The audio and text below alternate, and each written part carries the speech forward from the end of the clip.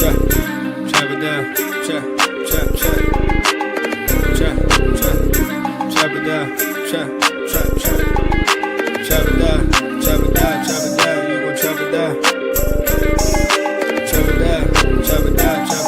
gon' chop it down. Damn, set. Watch him throw the ball. We gon' pick it off. You gon' let him hit the hole or you gon' cut it off. You gon' play through fourth and long or you gon' punt it off. Your defenders, heavy hitters, put your pads in. Don't be looking for the ref to throw no flags in. Keep the helmet on, keep your cleats tight. You the type to want to win by any means, right? You should look alive. This is Trap or Dive. Yes, sir. Welcome back to another episode of Trap or Dive Podcast. I am your host of the Trap or Dive Podcast, Mual. Dre's in here. AJ is at the game. Obviously, we know what time it is. It was induction day for Santana Mall, so he was there handling business on that side. So attending the game. If he ends up showing up, cool. But obviously, he got some things to take care of. This is a post-game recap.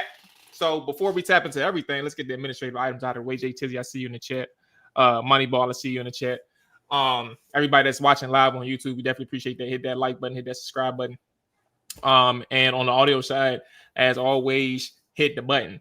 Follow, rate, review if you can. Take 10 seconds to do so, and it's free to show your support that way. As you know, this is an Underdog Fantasy show. Promo code Trap or Dive. First, for new users, you get your promo code bonus when you sign up using that promo code.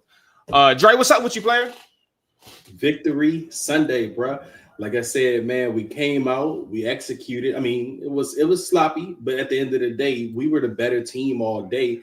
And, I see Moneyball in here shaking his head, but there's nothing to shake your head about on a week one dub, because week ones are usually just kind of unpredictable. Sometimes you lose these games, actually, but I never once felt threatened in this game. We came out with the W, short week, onto the Packers.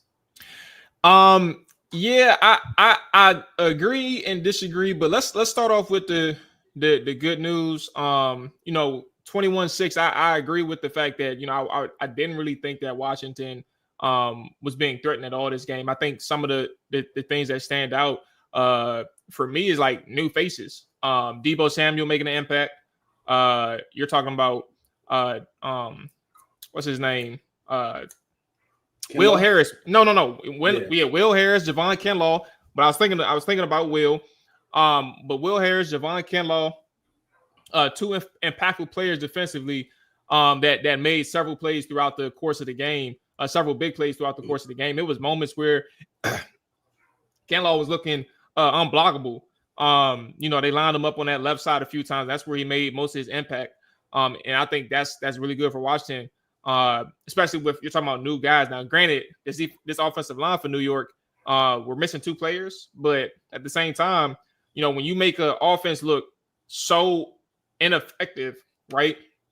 Putting the ball in Russell Wilson's hands to make plays, I think he ends the day with 37 pass attempts, only completing 17, and he's their leading rusher, right?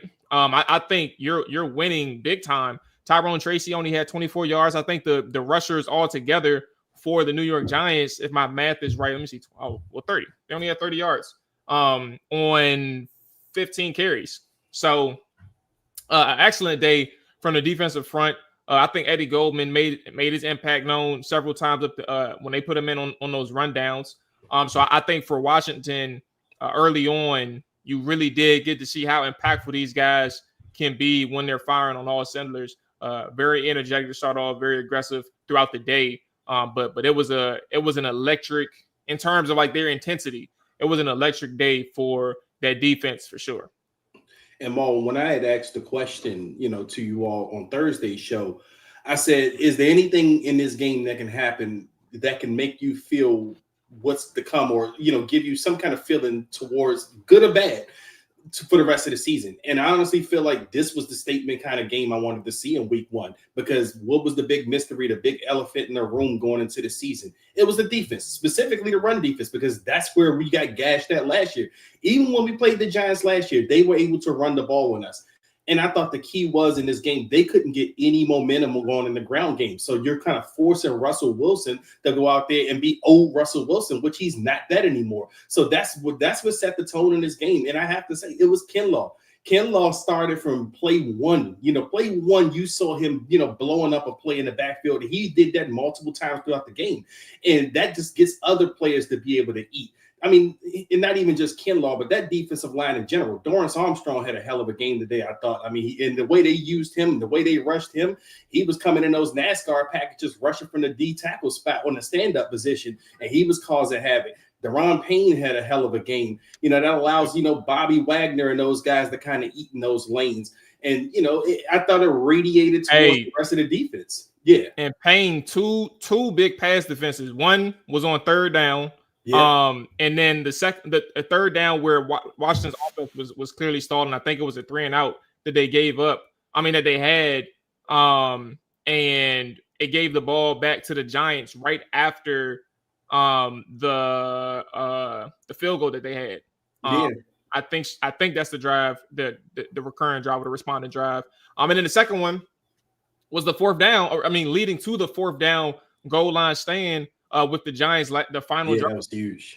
Where I think that was on third down, I believe, and it forced the fourth down. So like two big moments for Payne in terms of his pass defenses, but also getting home on a sack. And you mentioned Dorrance Armstrong, like it was a few people that really made their presence known. And honestly, like somebody's mentioned in the chat, like Deron said, Moneyball said, Deron said, you better cut that check this offseason. I think that's not the comment itself, but like the idea of him coming out with his head on fire, like, or hair on fire, however the phrase is, I think is a really good sight to see, at least in terms of like getting your confidence moving forward for the rest of the season. But yeah, like that defensive line and the people that you named, big deals, big games. Yeah, but not only that, just even the backfield. I thought the secondary had a hell of a game. You saw something flash from all of those guys, like Lattimore. He was straight clamps. Of course, Amos. I thought Amos had a pretty damn good game considering the matchup. He got grabby a couple of times, but, they letting him play. He's sticky in coverage, which we saw in his tape. And then the safeties. Quan Martin, now it's not Quan Martin's fault. I'm not even going to get on him about that Neighbors play. That was just a straight up mismatch at the end of the day. Neighbors is going to win that matchup 10 times out of 10. But other than that, Quan Martin, he was solid in that backfield. And then, as you mentioned, Maul, the new guy, Will Harris. He comes down, he lays the wood, man. Paul. But no, he comes down, he lets you know his presence, man. So I just see this renewed energy in the defense. And the only thing we have to worry about just cleaning up the silly mistakes. You had a roughing the passer, Dietrich. 2 fourth down penalties. Yeah. Those type of things, man. Yeah, bailing the Giants out, giving them points. You may have you could be possibly talking about a shutout here if you clean out some of those mistakes. But other than that, man, the defense made a statement today. They make me feel good about going forward, at least that these guys may be ready to play whoever they're going to match up with. Yeah. It's a very impressive day for that defense. But if there's one thing, you mentioned the penalties, and then there's another thing that was actually bothering me. While the pressure was there, they just wasn't closing enough on Russ. Now, granted, Russ is like, he's been elusive his entire career. Like, you finish the day with just 2 sacks, you pressure him a lot, right? But at the end of the day, he's going to probably be the least of your worries in terms of compared quarterbacks moving forward. You got Jordan Love on week 2. He's younger, but he's also a little bit more mobile in terms of his ability to just pick up scramble yards, right?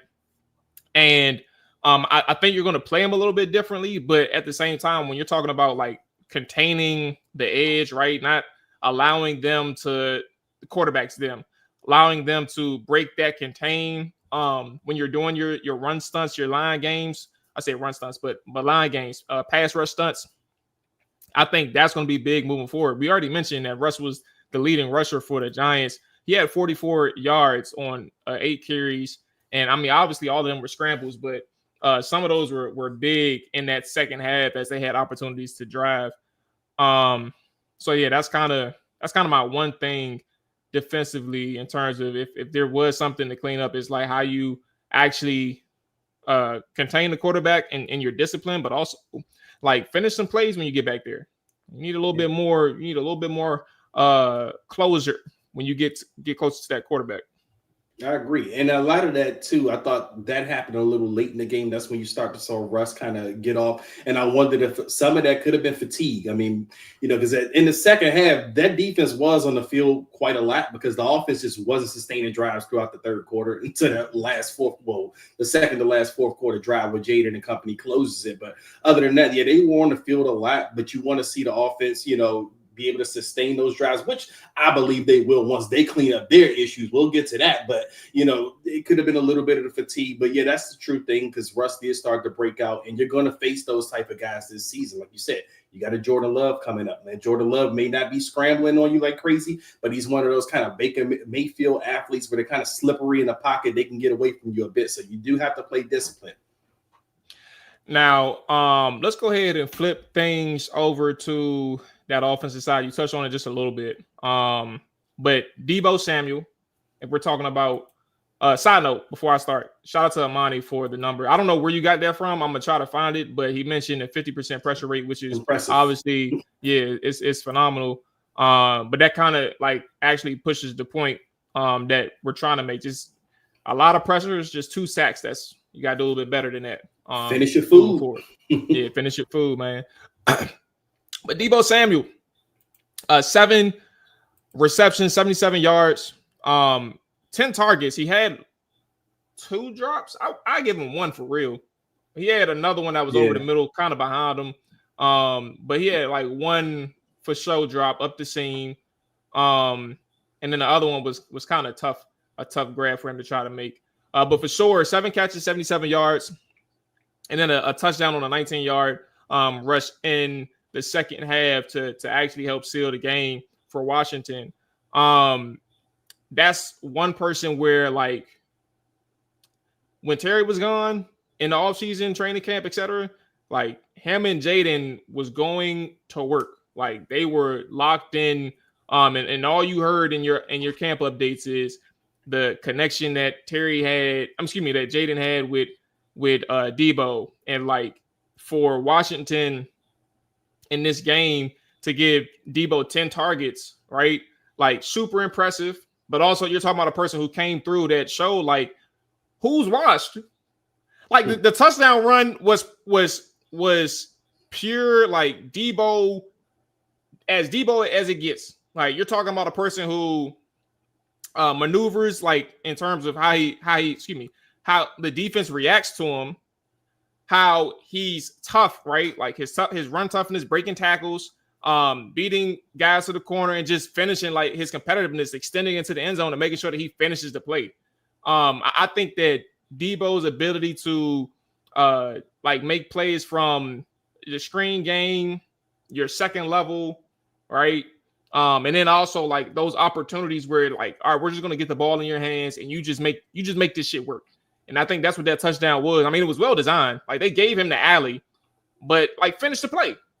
And I think that was a very impressive debut from one of a couple debuts that we definitely need to talk about on that offensive side of the ball. But Deebo, man, a really good game in this opener. Yeah, and you could tell Cliff was excited to have a weapon like Deebo. I mean, Cliff mentioned in his press conference last week that the most surprising thing about Deebo was what he can do as a receiver. Like when we were kind of talking about him early this offseason after the trade happened, I think a lot of us already assumed, yeah, he's going to be getting a lot of those running back carries or running back touches. I was thinking, I said, no, I think Deebo going to be used a little bit differently here. And I think he's going to be used to showcase his receiving ability a little bit more. And Cliff kind of validated that when he talked about that last week. And then what he showed today, like Deebo is running routes. He's catching tough passes. Jayden has, like you said, Mual, he has the chemistry with Deebo already, which I thought was kind of probably lacking a little bit with Terry on that one deep pass that he threw to Terry. Because to me, I'm like, that's just timing. Like, because Jayden's a damn good deep ball thrower. He just probably got to get that timing back with Terry. But no, I mean, he seemed to have that rhythm with Deebo, and Cliff seems like they want to get this guy the ball. And he hasn't shown any signs of slowing down or any signs of being washed up. But I also think that you're seeing that offseason conditioning. Like Deebo mentioned, he had pneumonia at the end of the year with San Francisco last year.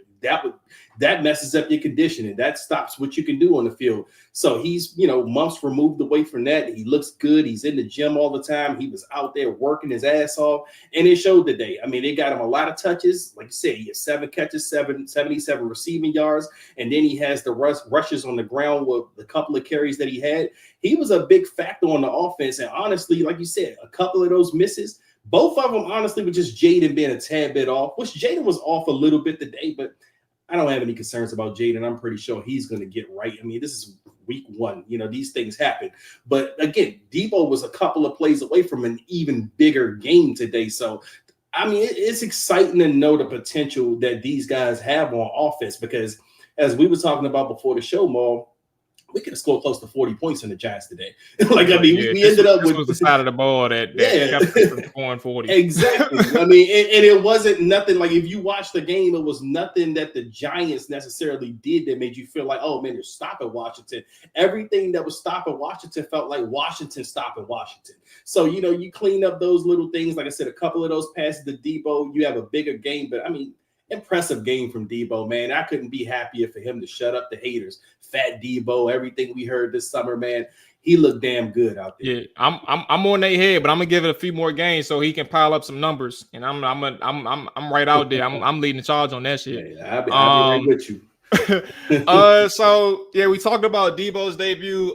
Bill Krosky-Barrett. I think for him, the thing that Washington was yearning for from a running back, right? Like, I think you see what you like the ability that Eckler has, right? It's a reason why you want to get him as many touches as you can for his age or his build, however you want to view it as a staff, as a coach, right? But you look at Bill and you're talking about a person who has like that short area, like burst, that explosion that allows so many run plays to be successful if you can get things blocked up properly on that first level. You're talking about so many extra yards that he doesn't, or at least in the first game, that he didn't go to waste. And it didn't go to waste with Bill. And I think there was like several different plays that showed the juice. But that last run, bro, like imagine if he housed that shit. Like I ain't gonna lie to you, when he got past the first level, I'm like, all right, he got something here. But then when he's like 30 yards downfield, I'm like, hey, if he housed this, I know they had the angles on him, but I was like, bro, imagine if he housed that shit, bro, because he was really scooting. Like, and I didn't know that he had like some long speed to him. I thought he was like, because when I saw him in that Cincy game, I'm like, bro, how you get tagged like that in the end zone? Like, I would have, like, I'm like, smoking, bro, don't get touched like that. But like that last run, that 40-yard run, like it looked like he was really trying to score, and I don't blame him. Like, fuck trying to, just like end the game. If you can try to score, bro, go for it. He just ran out of real estate. But that was an exciting run. And for that to happen in the first week of the season, I think it's a big deal for Washington. And for Bill. Yeah, and it was like I was saying last week when we were kind of speculating if maybe he's going to be inactive when we're looking at the depth chart. I'm like, there's nobody in that running back room that can do what Bill does. Like he brings a complete different element to that running back room, and that ability to probably house some of those things, the home run hitter, so to speak. I mean, that's the guy at least I saw on this tape when I watched the New Mexico film when he played for them. But as you see, he gets the ball anytime he gets it, he's almost a threat. And then you got the blocking that was actually there today a lot of times. I mean, you had over 200 something rushing yards. Obviously, Jayden accounts for a lot of that, but Bill, at the end of the day, like I said, he could take one to the house at the end of the game. Like you said, Maul, imagine if he did take that. That would have brought Northwest Stadium down. The stadium. I was going down in my damn living room, and we were going off over here. We was like, go, because at this point we already feel like the game's over anyway. But the close out like that would have been crazy. But no, I'm happy for Bill because he did show that ability again. He showed why they made him active. Like you didn't want to come out of this game questioning why was Bill active and Chris Rodriguez inactive. You're not going to question that today. Now you're going to sit up there every week and just expect Bill to be active. And, it was interesting how Cliff kind of maneuvered the running back room. I mean, Eckler did get a bulk of the work early on. I mean, as far as he was on the field a lot, at least in the first few series. But then Bill comes in. Bill gets a lot of the work. So them two were alternating a lot in the game. Obviously, we didn't see J-Mac until the end of the game. He was just special teams. Like, obviously, he's a big special teams player. But it was interesting to see those two, the way they maneuvered Eckler and Bill. So those two going forward, we can assume that they are going to be the two backs. And they're going to be the change of pace backs between each other. There's just no power game between the two. Like, you don't have what you would think of as a traditional power runner, but you have two different type of runners and two different type of styles, and you're going to see them use them in those change of pace situations. To an extent, it don't show too much power, but I think that's actually like kind of like the way they ran the ball today, like. It shows like you can run in between the tackles with these guys. You can. And you could be effective. It wasn't just like perimeter runs. Like they was able to successfully hit those A-gap runs, the ones off the guard in between the tackle. Like you can do that as well. Like Eckler and Merritt was good inside in between the tackles. And I think one thing when you think about Chris Rodriguez, like you finally got an answer to how they would ultimately handle the running back position. It's going to come down to that third and fourth running back spot. But they obviously value and look at how they handled today. They obviously value the combination of Austin Eckler and Ja'Cory Crosby-Merritt more than anything else, at least early on. And it paid off for him big against this Giants defensive front who so many people, including myself, had such a ton of respect for. And you're talking about 220 yards on the ground. Granted, 68 of those came from your quarterback, but still over 100 yards with your running backs or your runners, right? Deebo Samuel had the 19-yarder. I think the way they was able to really like control that defense, again, we're talking about a team who could have put up over 35 at least, right? The way they was able to control them with the tempo and the pace, and also like have a balanced ground game is like, a balanced attack is what I meant to say. A balanced attack because that ground game was so effective. I think it's big for Washington moving forward. The offensive line though, when you look at how they played today, I thought for the most part they was pretty good. I don't think that they had a terrible day. There were some moments where you're talking about Josh Connerly. I think that his just inexperience on the right side obviously showed itself. But then you're talking about inexperience on the right side where you're going up against Burns, right? Like Brian Burns is a captain. He's also he's a very high-end pass rusher. And like who said it in the chat? I think Jay Tizzy said he got baptized today, which is a good thing, honestly. Like you're talking about most of the game, he really didn't have that much chip help. They gave him some, but for the most part of the game, he was by himself. Same thing with obviously Laramie. So those edge guys for the New York Giants and even Dexter Lawrence, like how many times did you hear Dexter Lawrence's name today? I mentioned that earlier. Yeah, like it's just something where you look at that defensive front and you're saying like hell of a job from that pass protection side. There was plenty of moments where Jayden, obviously he did get pressured some. He got sacked 3 times. One of them I think was on him where, when the play is dead, don't just take the sack. Like bail out, throw the ball away, and move on to the next play. But I just think for the most part, that offensive line, it wasn't great. Like it was several holding calls, about I think 3 of them, at least, if not 4. But it was a day where you can look at these guys and say, okay, you did good enough today against a really good pass rush. Yeah, and Mual, I thought that the funny thing about it watching this game, I thought Jayden Daniels was a little bit uncomfortable with some of the time he had in the pocket, because Jayden is kind of used to having his internal clock go off a lot faster. But in this situation, Jayden, I thought he was like, oh, I got time to throw. And he's sitting there waiting. And a couple of those times did kind of result in either a bad pressure or a bad sack, which in from the casual fan standpoint, not even say casual fan, but just from the naked eye of a fan, they're looking at to see who gets beat instead of understanding why the sack happened. And sometimes it was Connolly. It was Connolly's side to happen, but I thought Jayden could have got rid of the ball a little faster on some of those plays.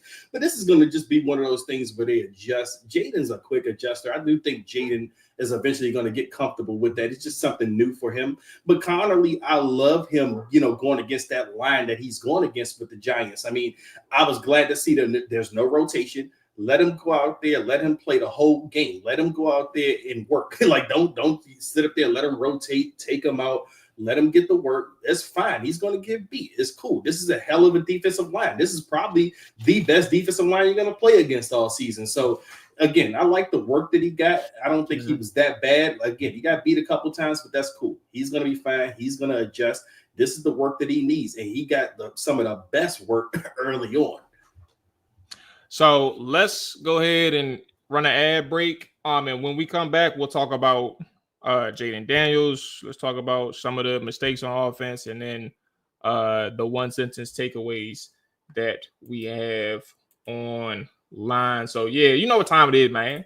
Let me tell y'all about them good people over there at Underdog Fantasy. Football is back, and Underdog is the best place to make picks and win money all season long. Playing on Underdog is easy. Just pick whether your favorite players will go higher or lower on stats such as touchdowns, receiving yards, interceptions, and more.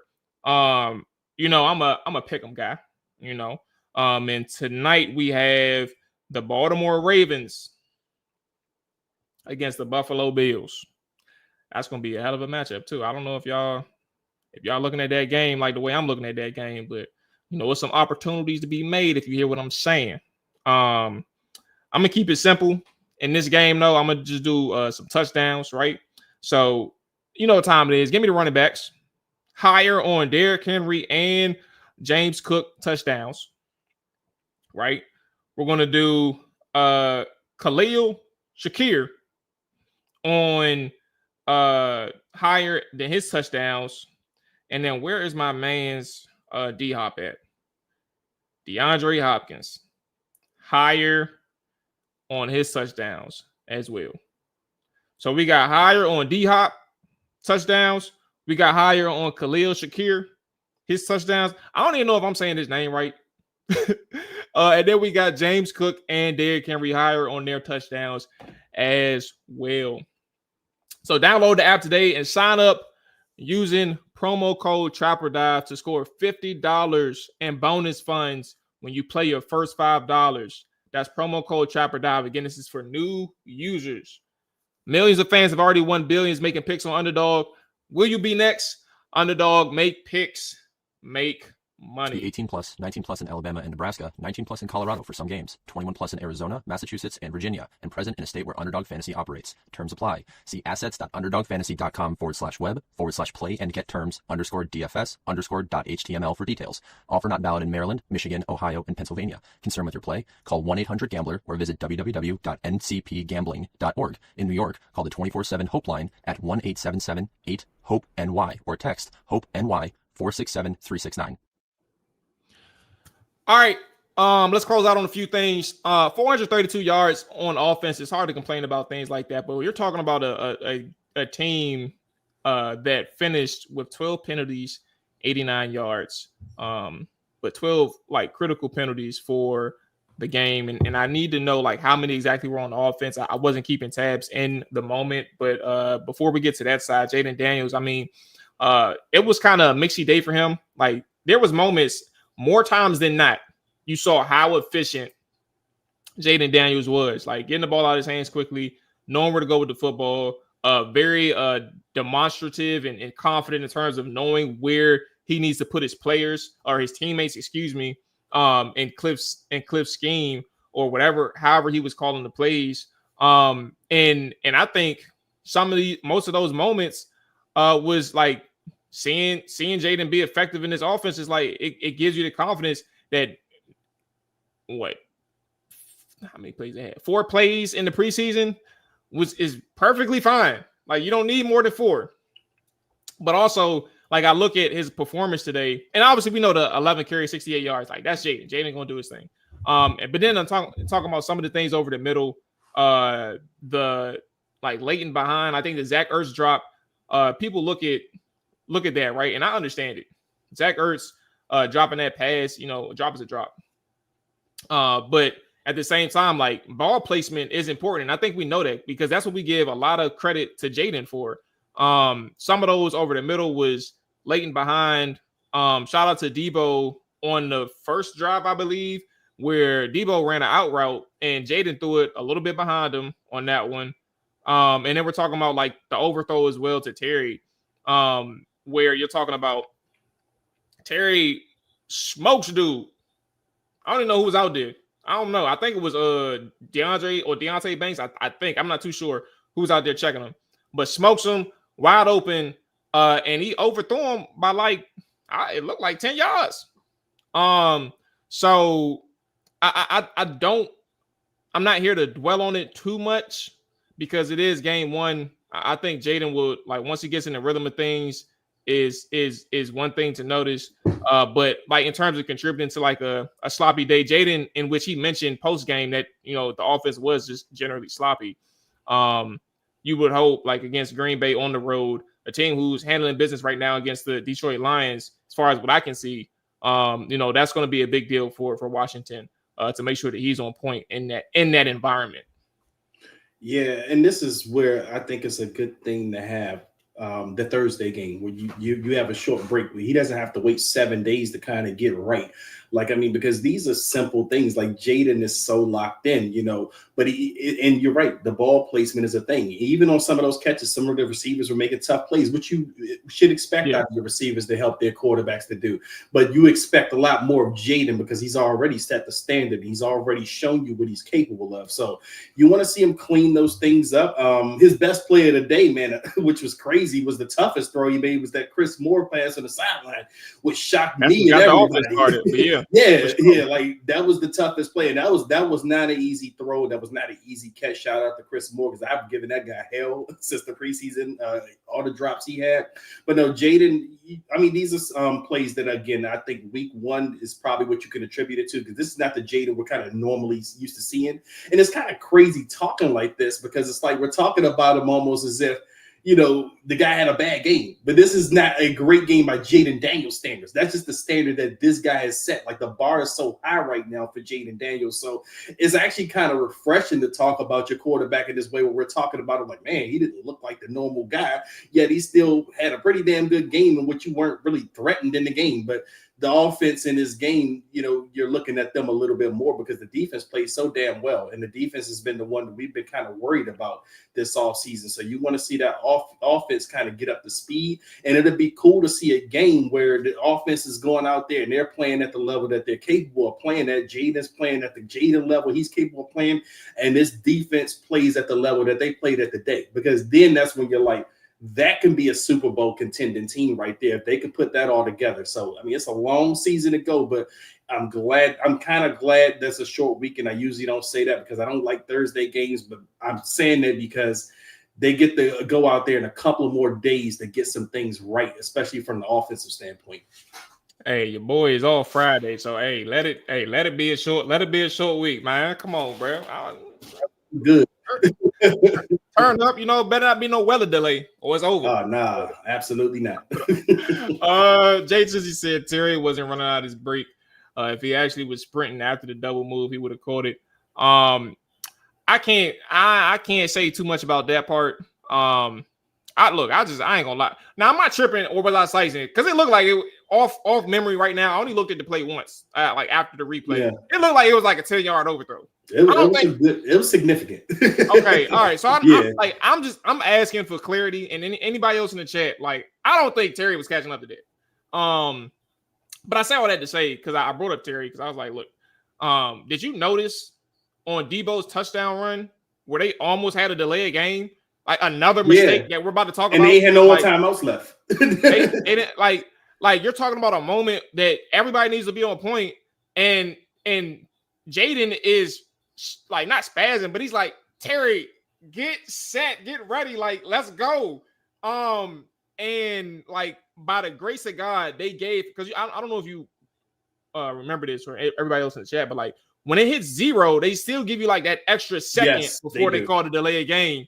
And like that's where Washington was when they snapped that ball to Deebo, bro. Like, and shout out to Deebo for finishing the play, but I'm like, this is about to be another mistake. We trying to close this game out. This is another mistake. But Mo, I'm glad you actually brought that up, because that was actually driving me insane, because this was all a part of the sloppiness that we've been talking about. They were going through timeouts in the first and second half like it was nobody's business. The defense burned 2 timeouts in the first half, which ultimately ended up burning them when it came to that intentional grounded situation with Jayden at the end of the first half. And who knew that would kind of, stall the offense after that? Like that whole fiasco, like you don't see Jayden make those mistakes. But again, you should have had more timeouts in that situation, but you burned 2 on defense. Then in the second half, the offense burns 2 timeouts because they're not ready for certain things, and you end up losing 1 on that challenge. So you had 0 timeouts with like 8 minutes left in the fourth quarter, which, and to your point, you almost had a delay of game in a critical moment. And I was like, get the ball, hike the ball. So it's like, man, like these are the things you want to see them clean up. Again, I keep saying this, but it's week 1. Like I'm just hoping that these are things that they can clear up as the season goes on. But I hated seeing that kind of sloppiness, because this was actually one of my keys to the game was the discipline, and they just didn't look disciplined for the most part. And to be honest with you, if it's anything to kind of be concerned about going forward, that's probably one of my biggest main concerns going forward, because this was kind of an issue last year, was the discipline, was the penalties, was the stupid mistakes that kind of holds this team back. So you don't want to see that become a theme this year, because I feel like this team is capable of big things this year. The defense is kind of showing, hey, we're ready to kind of come into our own. Like Joe Witt, he called a hell of a game. I got to give it to Joe Witt. The offense, again, they may have been sloppy, but you can see the flashes. Like you can see if they're on point, they can put up so many points. But again, the only thing right now that can hold this team back is discipline and penalties. So I'm really kind of hoping that they do clean this up. But I'm not going to lie and say it's not a concern of mine, because this was a concern last year. Yeah. I think to that point, I think we did do a good job of touching on the mistakes, 12 penalties. Like they had several in like their territory, which is like the frustrating thing. But then you look at just kind of how they overcame some negative field position. Yeah. I think they had, like, even on the Deebo touchdown run, right? Austin Eckler, I think he dropped a pass or something happened. Oh, the false start. It was the false start where he tried to fake the motion. Mm-hmm. And in the very next play, he gets all the yardage back from the penalty, because I think we're at like 2nd and 15 or 3rd and 15. No, it was 2nd and 15 or 1st and 15. If I remember right. Either way, it's 15 plus yards, and Eckler gets it back on the very next play where they send him out on that fake screen. He just cuts inside and bounces off defenders, gets you a first down. Earlier in the game, even the second TD drive where Bill scores, you overcame a 2nd and 16 on the drive and a 2nd and 19 on the drive. 2 different plays where you end up scoring a touchdown on that drive. And it was a couple other throughout the game. We're just talking about how efficient this offense could be if you just stay in manageable down in distances. But like that's just how lethal they are. So like I think we understand where they can be moving forward. Which is like a really, like that's why I feel so optimistic, and we all should. But like if you clean up these penalties, bro, it ain't nothing else to talk about. Like how far can this offense take us? And the fact that the defense looked so impressive in the opener, albeit against a battered offensive line with the Giants, not taking away anything from Washington. We're talking about a team who had their first shutout in terms of the end zone since 2020. So 5 years where they went games allowing touchdowns, and this week against the Giants, they didn't allow nothing in the end zone. Really good opener for that side of the ball. We want to get into some one-sentence takeaways and just get to our MVP. We good? Yes, sir. All right, so let's hear from the people. Chad, if y'all got one sentence takeaways too, let's talk about it. But here we go. Cleveland said, get our ish together. Red Zone in the lab. What up, dude? Says, I gotta retweet that. Russ throws moon balls on screens. Hey, bruh. Goat Lacer says we got work to do. Caleb says my offense was underwhelming. King of 95 or Judah. He be in the chat sometimes. What up, Judah? Control the line on defense. Rusty but effective from C. Wellian. Total domination only held back by. All right, well, Sam, come on now. Like, let's be real here. He said total domination only held back by referees. I shouldn't have gave him that one. I said one sentence takeaways, man. People out here giving me paragraphs. Yeah, I ain't reading that. All right, where is this? Reality. He said offense played like crap and we still won by 15. So the defense looks to be much improved from last year, which is good news. Get a couple more in here. October Mike, what's up? October said defense looked good today, not allowing a touchdown. And see the Ginger God says it's just week 1. Which is true. All right. Let's go. Before we get to the MVP, I had to say one thing, and this was something that annoyed the hell out of me. It was almost like the Russ dance with you last year, and it happened in this game. It was Brian Daboll celebrating like he just saved his damn career when Graham Gano made that 55-yard field goal to cut it to 14-6. I mean, the way he celebrated, you would have thought the Giants just fucking, hit a game-winning field goal. I mean, he was about to get on his damn knees and praise God for that fucking 55-yard field goal to get the score to 14-6. All right, man, let's get to the MVPs. Yeah, it's actually impressive, like, that Daboll would acknowledge that they wasn't getting shit done in the red zone, so he settles for a field goal. Would you have went for it there? I'm just asking. Would you have went for it? I probably would have, because I mean, look who you're playing. You're playing against an offense that's one of the more dynamic offenses in the NFL. Honestly, field goals just don't cut it. Like, I was actually kind of surprised that they kicked the field goal on that one drive where they had got the 2-4 down with what was it, the Dietrich Wise with the hands to the face. And then they ended up kicking a field goal at the end of that drive. I thought they was going to go for it, and I would have went for it in that scenario. You're on the 2-yard line. You got to get touchdowns against the Commanders' offense. You're not going to beat them with field goals. Yeah, and I don't even know how the fuck we go without even mentioning that series, bro. You talking about 7 plays in like goal to goal, bro, and you don't give up no yards. Locked up, bro. Moneyball said no, not this one. Moneyball said I would like to see Luke on punt returns, really good special teamer. No, we need that boy staying that punt return. We're gonna be good to go back there. Just think we ain't have a decent opportunity as punt returner, so on punt returns, excuse me, today. But Luke did break a good one on kickoffs, so that is something that's worth noting. So shout out to Luke. All right, MVPs. Who's our MVP, man? Who we giving our credit to on offense? Who we giving our credit to on defense? Chat, let's hear it. Who's your offensive and defensive MVPs, and we get up out of here. Man, I'm gonna go with on the offensive side of the football. I gotta go with Deebo. I mean, Deebo had a hell of a debut, man. I mean, from the receiving standpoint, just being Deebo when he gets the ball, he touches it. He just looked as ever bit as dynamic. He looked as ever bit of I'm not gonna go down. Like, I'm gonna fight for every inch, every yard. So Deebo was as advertised, man. And if that's the guy we're getting for the rest of the season, I mean, this offense, again, they're gonna be sky's the limit for them. So yeah, okay. MVP offensively. All right, let me do this. Let me do this. Yeah. Offense is Deebo.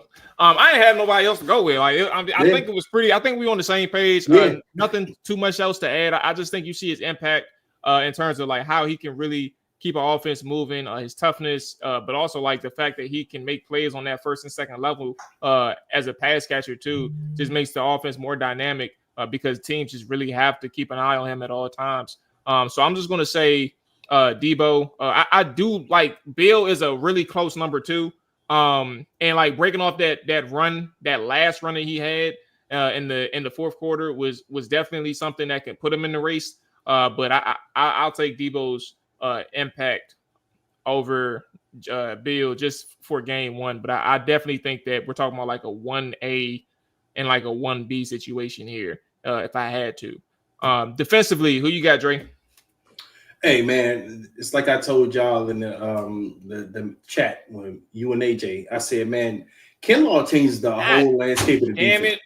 I mean, that's who we going with, man, because that dude was just, I mean, he was unblockable so many times in that game, man. And I just thought that him being what he was opened up so much for the rest of the defense, man. Like, I hadn't seen a Washington defensive lineman that disruptive in a long time. So it was just really refreshing to go out there and see him kind of validate AP's decision to sign him this offseason. And it was the thing we were kind of talking about.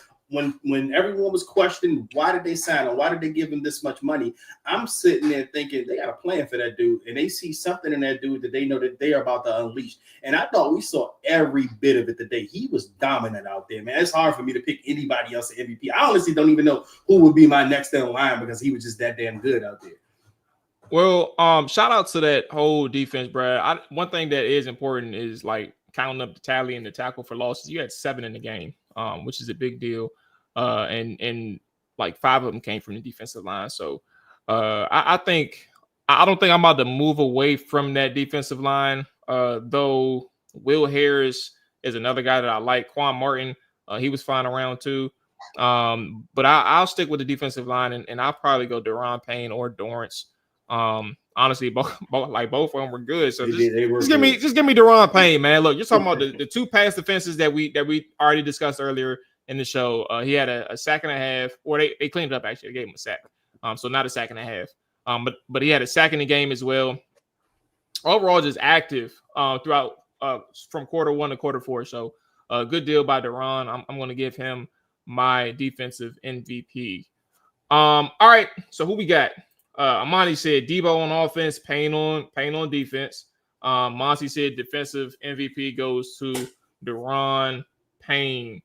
Okay. All right, that's gonna wrap it up for us. A 1-0 on the way to Lambeau. Ain't no greater feeling, man. We got a short week this week on Trapper Dive, so we will have, typically we do on Thursdays, for Thursday games, we do a slight recap on Tuesday as well as the game preview on Tuesday. So that's probably, unless something changes, that's probably how we're going to keep it this week too. So we'll be back on Tuesday, and then we will be back on Thursday for Trapper Dive late night. So yeah, that's going to wrap it up for us. Dre, go ahead, man, get your drink on. Enjoy them 4 o'clock games, bro. Yes, sir.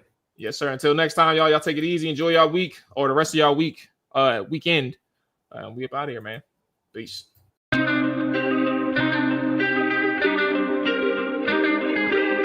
Chop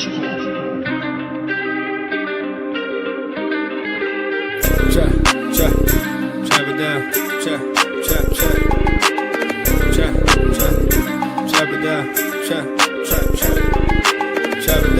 chop it down, you gon' chop it down. Chop it down, you gon' chop it down. Damn, set, watch him throw the ball, we gon' pick it off. You gon' let him hit the hole or you gon' cut it off. You gon' play through 4th and long or you gon' punt it off. Your defenders, heavy hitters, put your pads in. Don't be looking for the ref to throw no flags in. Keep the helmet on, keep the cleats tight. You the type to want to win by any means, right? You should look alive. This is Trapper Dive.